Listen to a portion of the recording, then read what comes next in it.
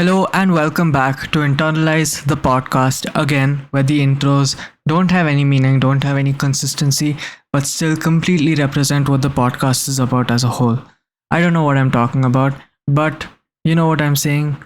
The intro, complete, direct, true representation of what I am like a mess of weird ideas and somewhat good takes and some pretty interesting and I guess warm ones to say the least. So today will be a fairly small episode because number of reasons.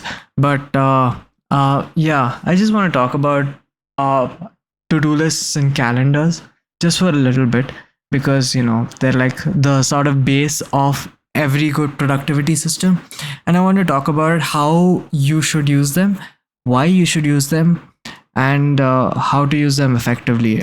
Basically, you don't really. It's not really difficult to just get started using them, but using them effectively, I found it to be a little bit complicated, or at least I found that a lot of people, including me from the past, have not really seen much success with them. With if we made these certain mistakes, fell into these certain traps, which I did. So yeah, I that's all. Let's get right into it. So ask any productivity YouTuber or someone who's into this whole sphere, and they'll tell you how important a to-do list and calendar is. It's like kind of the basis of a lot of our lives, kind of the thing we live in, kind of the thing that determines how we work and when we work and why we work. Maybe not why we work, but how and when for sure.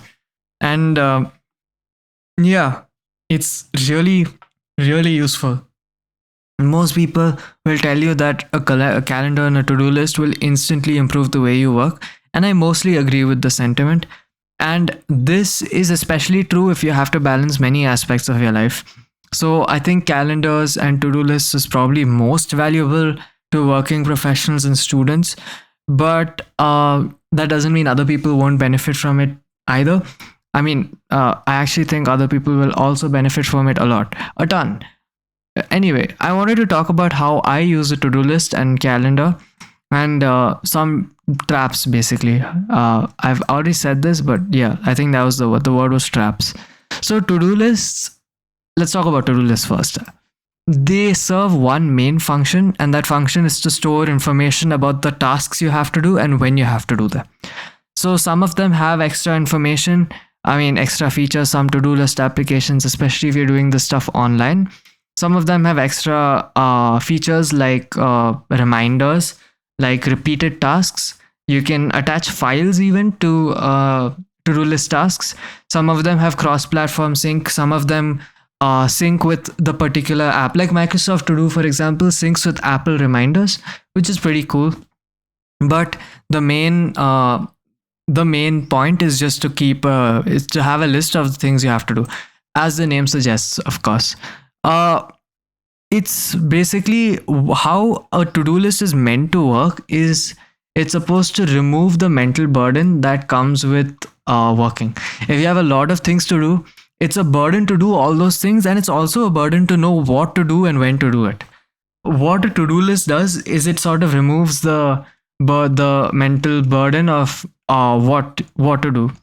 If you have a list of tasks that you have to fulfill, and that's all in your to-do list, and you don't have to remember any of it, you just open your to-do list and use it, and you just freed up a ton of mental bandwidth, of course, for doing anything else, everything else, for actually working on tasks, for reading, for sleeping.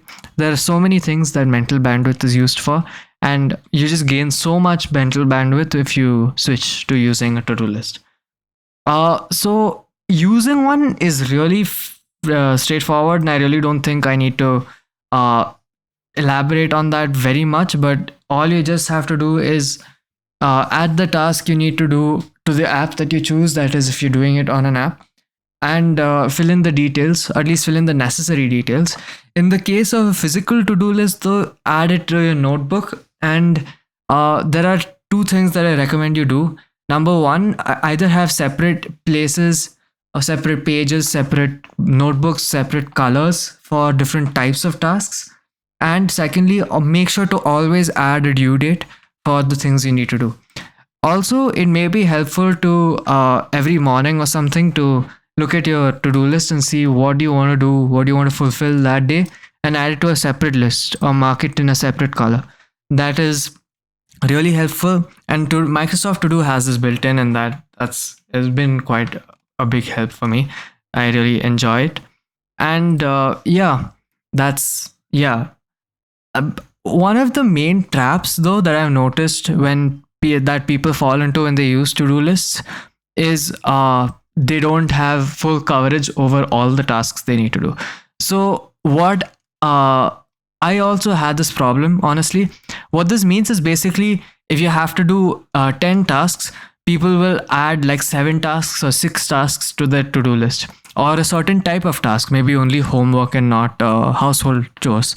That honestly is not really that helpful, because a to-do list reaches its max efficiency at 100%, like at 100% coverage. But once you drop off that efficiency, I mean that coverage, let's say you're even at 95% coverage, the efficiency of a to-do list drops off rapidly.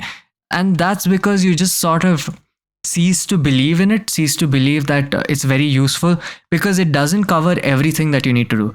So you still end up remembering everything, which sort of defeats the purpose. So if you intend on using a to-do list, try to maximize the coverage that it offers. Add every kind of tasks that you need to do. And if you want to separate them, again, use different colors, use different lists if you're on the computer or your phone, and maybe use different notebooks if it's really to that stage. But yeah, the main value of a to-do list is lost when you still have to remember the things you need to do. In a similar boat, I've noticed that people, and by people I refer to me from the past, take a lot of time to add tasks to the list. Often there's a lag between, knowing that you have to do a task and knowing, and adding it to the to-do list. And the more that task increases, it's like the inverse square law, I suppose. The more the task, the more the time between remembering and adding the task increases. The usefulness of the to-do list exponentially increases. Again, decreases. Again, it's a reliability thing, because if you take forever to add it to your to-do list, you may start thinking, oh, maybe I forgot, maybe I hadn't added it, and I forgot about it, so maybe there is some other task I need to do, which completely defeats the purpose again, because you're just going to revert back to trying to remember everything you need to do. So yeah, that's inefficiency basically you need to avoid. So what I recommend is, especially if you're in schools that don't allow gadgets, either A, use a physical to-do list, or B, note down everything you need to do somewhere and then transfer it to your to-do list as soon as possible. Or if you're in schools that allow computers, or if you're in if you work professional, if you're a working professional, or you have access to a computer or a phone at all times, whenever you think of something, instantly add it to your to-do list. There are widgets and stuff that are really helpful for that, and yeah, just use it. It works all the time and it's really good. So that's basically to-do list. If you're using a online one, or a computer based one, there are two main features that I recommend. One is cross-platform sync, which lets you use your computer as well as your phone for to-do listing. And second is notifications, especially for really time-sensitive tasks. They're really useful. There are a lot of really good to-do list apps. I used Microsoft To Do, but there are other options like Todoist, Things, TickTick. There's even Google Tasks. There's a ton. And you just give it a Google, see which interface you like the most, see which platforms it's available on, see which what I guess values you believe in, I suppose, what features do you want, that kind of thing, and choose a to-do list. Next, calendar is a little more complicated, but it also serves a similar function. While a to-do list serves to store what tasks need to be done, a calendar stores when the tasks need to be done. Basically, it frees mental bandwidth by deciding what you have to do at a certain point of time. It's pretty common for people to or by people I also mean me, to like wander around aimlessly not knowing what to do. By having a calendar, you sort of have a plan, you kind of know what you have to do, and a lot of time deciding what you have to do just gets completely removed, which is incredible and it's super useful and it works a lot of the time and really well. And yeah, I used to think that calendars were only useful for working professionals, honestly, but they're useful for all of us, for people who have to go for doctor appointments or have to remember birthdays, or people who have, I don't know, some chores they have to do, or people who are students like us who have to balance a lot of things like academics, extracurriculars, and rest. Really important, really useful. Basically, yeah, as I said, you reduce the time needed to think of what task you need to do at a particular time. Using a calendar efficiently isn't as simple as a to-do list though, but I guess once you get the hang of it, it's really not that bad. So again, basically you just plan out there are two steps. It's a two-step process. Number one, over the period of time, you need to figure out what are the things you need to do. And number two, you need to figure out at what times will you be able to do it. And then at that point, you add it to the calendar and forget about it and just let the calendar dictate your life. It's really, honestly, really reliable and it's really, yeah, really fun. A problem I used to have personally with calendars is that I used to feel that my days were getting a lot more mundane. And there is a pretty simple solution to this. Instead of planning ahead for a year or a couple of months or even a month, try planning ahead just for a week or plan ahead just for a day, for your day. Wake up early and plan your day ahead. That just it allows for impulse doing things, I suppose. It allows you to go out with friends without having to mess up your calendar completely. That kind of thing, it's really, yeah, at the cost of having, it being a lot more time consuming, you remove the sort of mundaneness in your life. Uh, if you intend on using a physical calendar, try getting a planner book or planner sheets. They make planning your days really fun, especially if you have color pens. And for online calendars, of course, there are tons of options. I use Google Calendar because it's free, it's robust, and it's reliable. If you're an Apple Calendar is great. Outlook Calendar is also great, used a lot in businesses.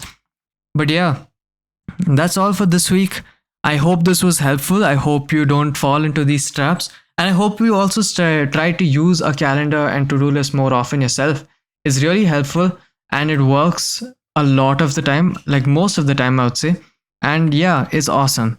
Thank you so much for listening. And I will catch you next week. See you.